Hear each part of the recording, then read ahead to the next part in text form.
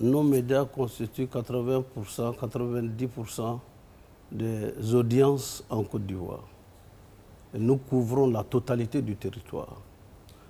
Nos auditeurs, nos auditrices, ce sont des croyants. Et tout ce qui préoccupe l'être humain, croyant ou non, nous avons notre mot à dire et nous avons notre responsabilité d'accompagnement des uns et des autres, en tant qu'entité, en tant que personne. Nous avons dit tout à l'heure, aujourd'hui, notre préoccupation reste et restera toujours la promotion de la paix. Et c'est ça, la paix dans les cœurs, la paix dans les corps, la paix dans les demeures, la paix dans notre pays. Et je ne citerai pas d'exemple, mais nous souhaiterons et nos efforts, c'est de faire en sorte que la Côte d'Ivoire continue d'être un pays de paix, d'amour, de fraternité et de cohésion, de parfaite harmonie entre les différentes confessions religieuses et entre les différents peuples et les différentes nations. Ça, nous avons beaucoup initié en Côte d'Ivoire et beaucoup de choses lorsqu'on se retrouve dans les concerts des nations, on se retrouve aux Nations Unies, on se retrouve dans des organisations internationales. Les gens nous posent la question, mais comment vous, en tant que religieux, vous avez pu vous mettre ensemble? Ah oui, parce que la sagesse n'est pas la chasse gardée d'une religion, mais lorsqu'on les met ensemble, on devient plus clairvoyant. Et cela nous permet, n'est-ce pas, d'être fiers de dire que nous avons pu briser les murs de confiance, d'abord entre les différentes confessions religieuses. Nous avons créé, n'est-ce pas, en 1994, le Forum des confessions religieuses.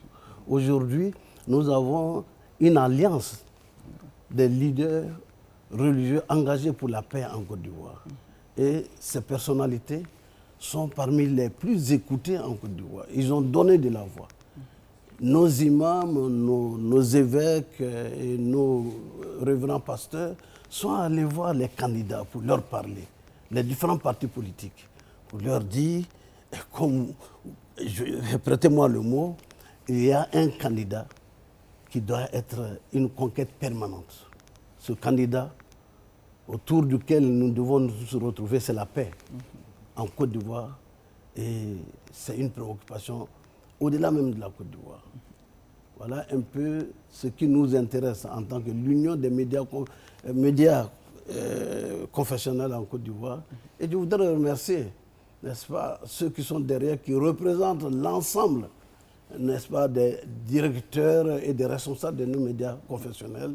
Et parce que nous sommes conscients que nous devons apporter quelque chose et nous pouvons apporter quelque chose dans l'apaisement des cœurs et, n'est-ce pas, dans la modération des comportements pour des élections apaisées et des élections paisibles.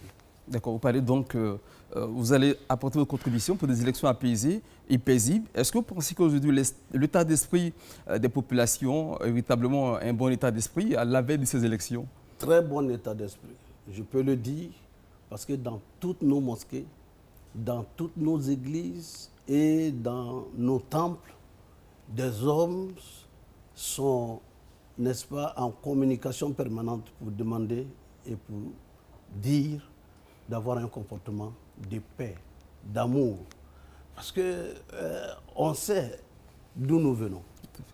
Et nous croyons que nous n'avons pas intérêt, n'est-ce pas, à retourner au passé quelquefois sombre de notre histoire. Il faut aller de l'avant. Et je crois que c'est ce qui est la préoccupation. Nous avons travaillé avec la CDVR. Nous avons interrogé certaines parties dans certains quartiers. Nous ne voulons plus jamais voir ce qu'on a vu. Parce que celui qui a vu, celui qui a entendu n'ont pas la même manière de courir. Nous avons vu et nous avons vécu. Et c'est pour cette raison que nous sommes engagés. Et pas seulement de façon ponctuelle, mais c'est notre mission.